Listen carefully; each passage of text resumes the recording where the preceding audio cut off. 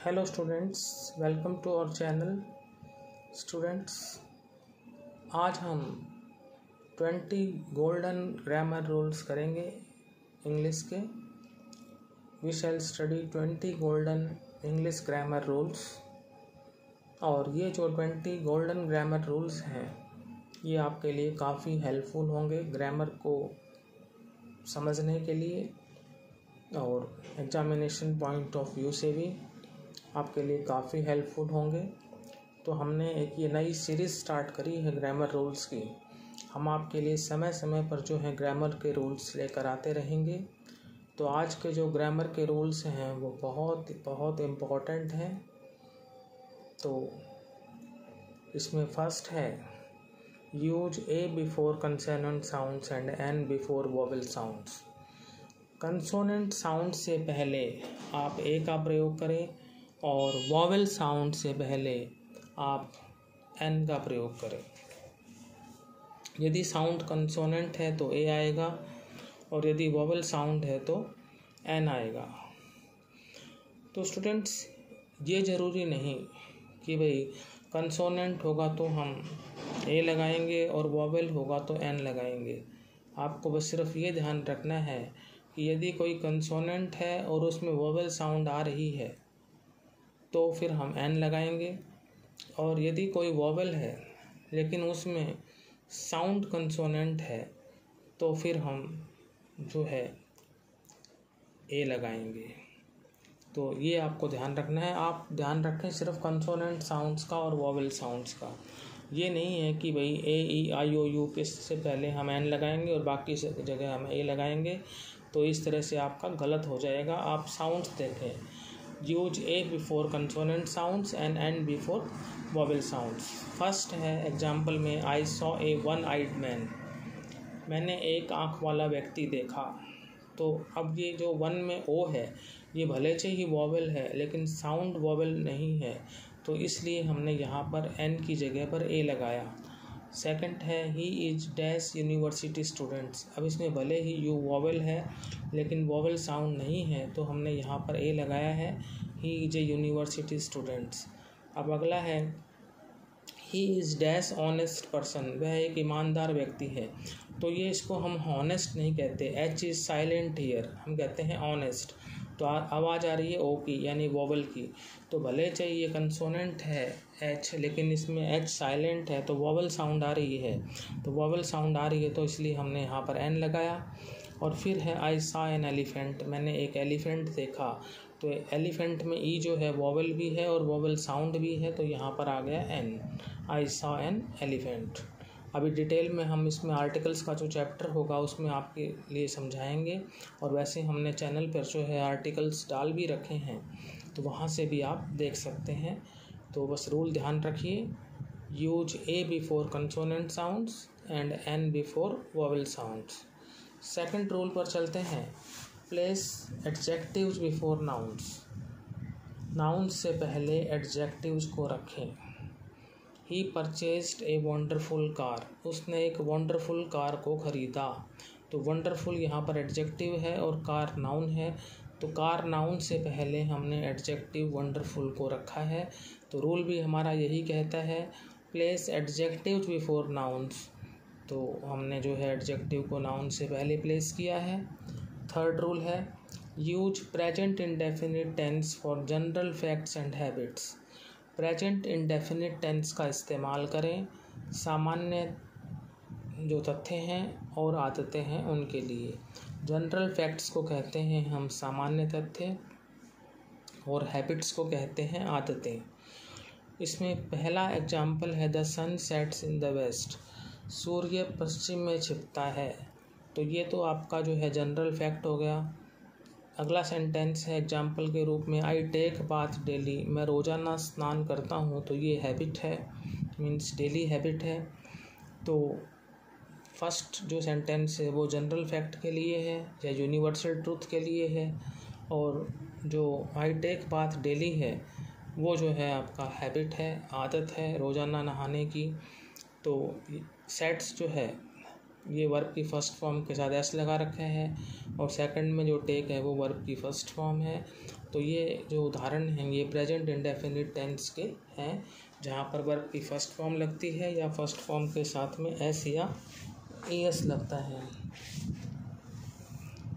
Next है use am, is और are to talk about the present.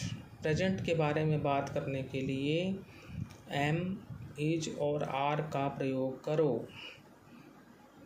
अगर हम इज एम आर लगाते हैं that means we are talking about the present. He is glad, वह प्रसन्न है। आई एम एंक्सियस, मैं उत्सुक हूँ। दे आर अनहैप्पी, वे नाखुश हैं, मीन्स दुखी हैं। तो ही के साथ इज लगता है, आई के साथ एम लगता है और दे के साथ आर लगता है। तो ये इज एम आर जो है ये जो है दर्शा रहे हैं प्रेजेंट को। We use is MR to talk about the present, and here we are talking about the present by using is MR. Now fifth one, use was or were to talk about the past. Past के बारे में बात करने के लिए was या were का use करें।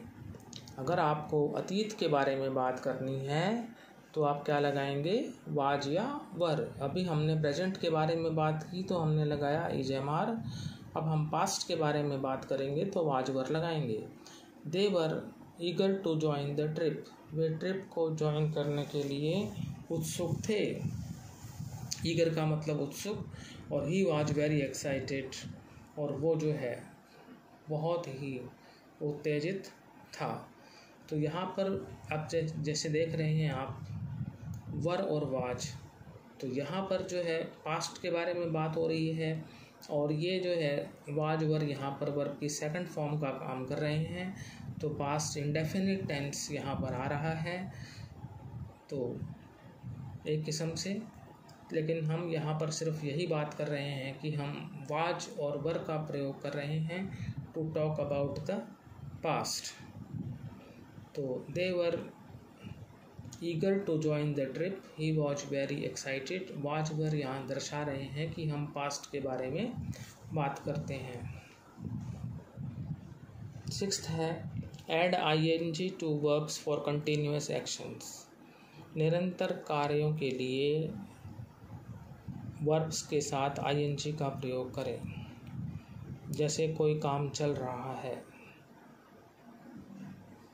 प्रेजेंट कंटिन्यूअस टेंस में रहा है, रहे हैं, रही हैं।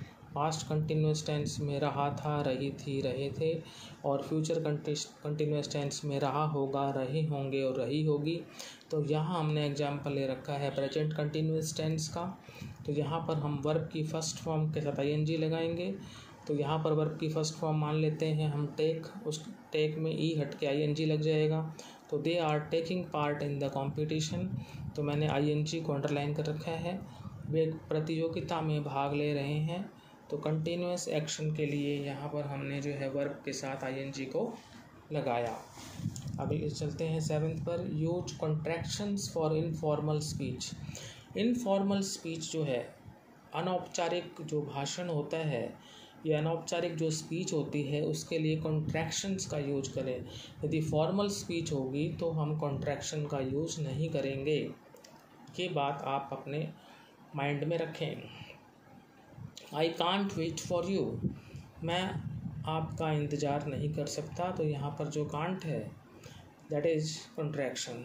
तो यहाँ पर कैन नॉट होना चाहिए था, कैन नॉट की जगह हमने कांट का यूज किया। तो I can not wait for you अगर हम कहते हैं तो वो फिर फॉर्मल हो जाता है। अगर हमने यहाँ कॉन्ट्रैक्शन लगा लिया तो फिर इनफॉर्मल हो गया। तो ये जो CAN' है ये कॉन्ट्रैक्शन है and it shows informal speech. Now eighth one, use possessive S to show ownership. किसी चीज़ पर स्वामित्व को दर्शाने के लिए इंग्लिश में हम पोजेसिव एस का यूज करते हैं। जैसे Mohan's house is big. Mohan का घर बड़ा है। तो मोहन के साथ हमने एस लगाया, तो ये पोजेसिव एस है और पोजेसिवनेस शो कर रहा है हाउस की। ऑनरशिप किस चीज़ की है? हाउस की। और मोहन्स हाउस, यहाँ हम जो एस यूज कर रहे हैं वो ऑनरशिप के लिए यूज कर रहे हैं और बता रहे हैं कि मोहन का घर जो है वो बड़ा है। तो मोहन के बाद जो है हमने एस लगाया, वो ओनरशिप को शो करने के लिए लगाया, और ओनरशिप किस चीज़ की है? हाउस की। Mohan's house is big. Now 9th one, use can to express ability. Ability यानी योग्यता, उसको एक्सप्रेस करने के लिए आप जो है कैन का प्रयोग करें। I can climb a tree. I can climb a tree, ये आपके पास योग्यता है पेड़ पर चढ़ने की। तो इस योग्यता का वर्णन करने के लिए आपको जो है कैन का यूज करना है। और ये यहाँ पर एक किस्म से हम मॉडल ऑक्सिलरी का रूल है आपका, ये चैप्टर मॉडल ऑक्सिलरी है, उसमें से ये रूल लिया गया है। और ये कैन का एक रूल है टू एक्सप्रेस एबिलिटी, और यहाँ पर एबिलिटी है पेड़ पर चढ़ने की। 10वां है use could for past ability and polite request. ये भी मॉडल ऑक्सिलरी का आपका रोल है कि आप कुड का यूज करें पास्ट एबिलिटी के लिए और पोलाइट रिक्वेस्ट्स के लिए। पास्ट एबिलिटी होता है भूतकाल की योग्यता और पोलाइट रिक्वेस्ट्स होती हैं विनम्र प्रार्थना। तो दोनों जो रूल हैं ये कुड के हैं। यदि हम पोलाइट रिक्वेस्ट के लिए कुड का यूज करते हैं तो वो सेंटेंस होगा इंटरोगेटिव, ये ध्यान रखें पोलाइट रिक्वेस्ट में। और वहाँ पर सेकंड पर्सन आपको जो है मिलेगा यू। तो बात करेंगे सबसे पहले पास्ट एबिलिटी की। जैसे अभी हमने सेंटेंस किया था कैन में, I can climb a tree, तो ये तो आपकी वर्तमान में योग्यता है। बात कर रहे हैं अतीत की योग्यता के लिए जो आपके पास पहले थी। तो आई could climb a tree in my childhood, मैं मेरे बचपन में पेड़ पर चढ़ सकता था। मैं मेरे बचपन में पेड़ पर चढ़ सकता था। That means I had the ability of climbing a tree in my childhood and I have no longer that ability.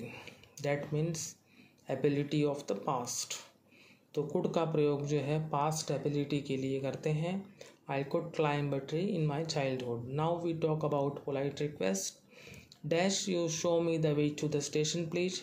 क्या मुझे आप स्टेशन का रास्ता दिखा सकते हैं कृपया।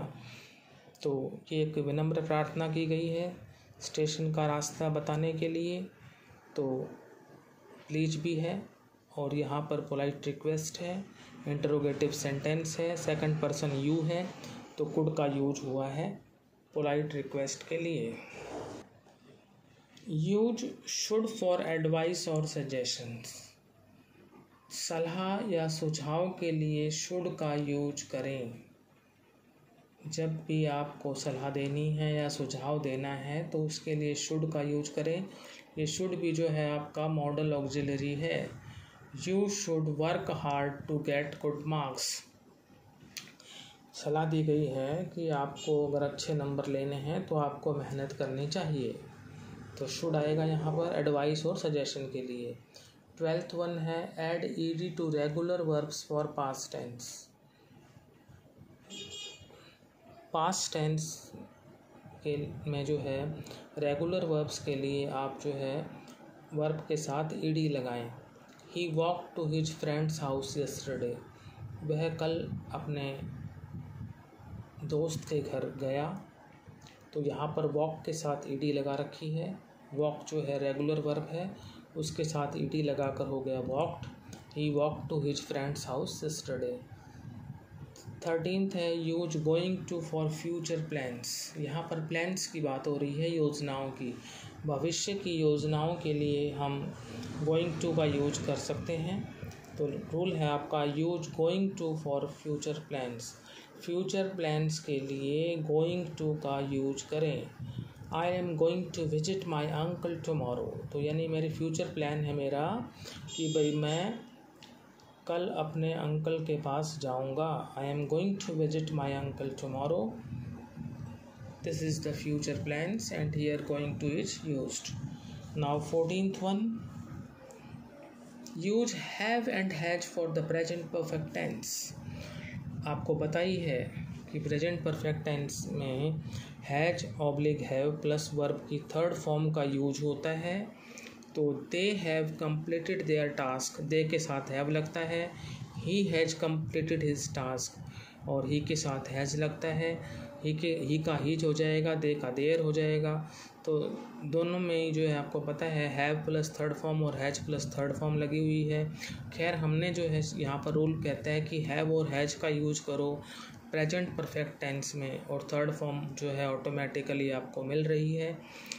वैसे अगर आपसे कहा जाए कि प्रेजेंट परफेक्ट टेंस फिल करो और ब्रैकेट में कंप्लीट दे रखा हो तो आप हैव कंप्लीटेड करेंगे, अगर दे हो तो, अगर ही हो तो फिर हैज कंप्लीटेड हो जाएगा। तो फिलहाल आपको सिर्फ इतना याद रखना है कि प्रेजेंट परफेक्ट टेंस में हम हैव हैज का यूज करते हैं और उसके बाद हमें वर्ब की थर्ड फॉर्म मिलती है। अब है rule number 15, use had for past perfect tense. Past perfect tense में हमें हैड प्लस थर्ड फॉर्म का यूज करना होता है। थर्ड फॉर्म जो है यहाँ पर दे रखी है डाइड, तो उससे पहले हैड आएगा। The patient had died before the doctor arrived, doctor के आने से पहले रोगी मर चुका था। तो इसमें जो फर्स्ट एक्शन होता है उसमें लगता है पास्ट परफेक्ट टेंस और सेकंड एक्शन में लगता है पास्ट इंडेफिनिट टेंस। तो फर्स्ट एक्शन हुआ है रोगी का मरना, यानी रोगी पहले मर चुका था, डॉक्टर बाद में आया। तो अराइव्ड जो है वो सेकंड फॉर्म है वर्ब की, तो ये पास्ट इंडेफिनिट टेंस है। और हैड डाइड जो है ये पास्ट परफेक्ट टेंस है। तो the patient had died before the doctor arrived, doctor के आने से पहले रोगी मर चुका था। इस आप सिर्फ ये ध्यान रखें कि जो कार्य पहले हुआ है तो पास्ट परफेक्ट टेंस और जो कार्य बाद में हुआ है तो वो पास्ट इंडेफिनिट टेंस में रखा जाएगा। अब है आपका 16th one, use will have for future perfect tense. और यदि फ्यूचर परफेक्ट टेंस है तो फिर आपको विल हैव लगाना है, थर्ड फॉर्म आपको मिलेगी ही मिलेगी। By tomorrow I will have completed my assignment, कल तक मैं अपना कार्य समाप्त कर चुका हूँगा। तो will have plus third form. अभी हमने किया प्रेजेंट परफेक्ट टेंस में have has, past perfect tense में हैड और फ्यूचर परफेक्ट टेंस में विल हैव। 17th है use must for strong obligations. Strong obligations के लिए आपको जो है मस्ट का यूज करना है। मस्ट भी आपका जो है मॉडल ऑक्सिलरी है। ए सर्वेंट मस्ट ओबे हिज मास्टर, एक नौकर को अपने मालिक की आज्ञा का पालन करना चाहिए। You must follow the traffic rules, तुम्हें जो यातायात नियम है उनका पालन करना चाहिए। तो अनिवार्यता के लिए, बाध्यता के लिए आपको जो है मस्ट यूज करना है, ये आप याद रखेंगे। 18th है use may for permission and possibility, आज्ञा के लिए और संभावना के लिए आप मे का यूज करें। और आपको ये ध्यान रखना है कि जो मे जो है वो फॉर्मल है, औपचारिक है। जैसे मे आई कम इन सर, क्या मैं अंदर आ सकता हूँ, इसमें परमिशन सीख की जा रही है, परमिशन मांगी जा रही है। इट मे रेन टुडे, आज वर्षा हो सकती है, तो ये संभावना है, पॉसिबिलिटी है। अगर हमने मे का यूज किया है तो मीन्स ज़्यादा संभावना है और माइट का यूज करते तो कम संभावना है। अब आते हैं 19th पर, use might to express uncertainty और स्लाइट पॉसिबिलिटी। माइट का यूज करें अनसर्टेनिटी, अनिश्चितता या हल्की संभावना को व्यक्त करने के लिए। It might rain tomorrow, he might come tomorrow, कल वर्षा हो सकती है, वह कल आ सकता है। लेकिन हम माइट का यूज कर रहे हैं, दैट मीन्स अनसर्टेनिटी है, और स्लाइट पॉसिबिलिटी है, दैट मीन्स कम संभावना है। और मे का प्रयोग करते हैं तो संभावना ज़्यादा है।